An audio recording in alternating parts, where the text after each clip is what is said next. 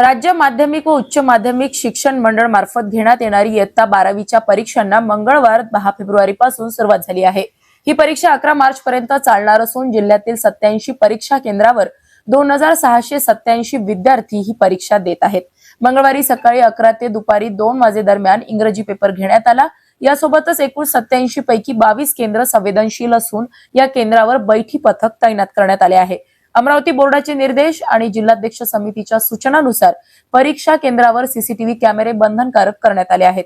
ज्या परीक्षा केंद्रावर सीसीटीव्ही कॅमेरे नसणार आहेत तेथील कर्मचाऱ्यांची इतर केंद्रावर बदली करण्यात येणार आहे, असे माध्यमिक शिक्षणाधिकारी अरविंद मोहरे आणि उपशिक्षणाधिकारी प्रमोद टेकाळे यांनी सांगितले। परीक्षा देताना विद्यार्थ्यांना कोणताही त्रास होणार नाही याची दक्षता घेण्यात येणार आहे। यासाठी जिल्हा आणि तालुका स्तरावर दक्षता समितीची स्थापना करण्यात आली। परीक्षेत कोणताही गैरप्रकार होणार नाही। परीक्षा केंद्रावर कॉपीमुक्त वातावरण, परीक्षा पार पाडण्यासाठी दक्षता समिती लक्ष देणार आहे। इयत्ता 12वीच्या सर्वच विद्यार्थ्यांना अजिंक्य भारत न्यूज परिवारातर्फे हार्दिक शुभेच्छा।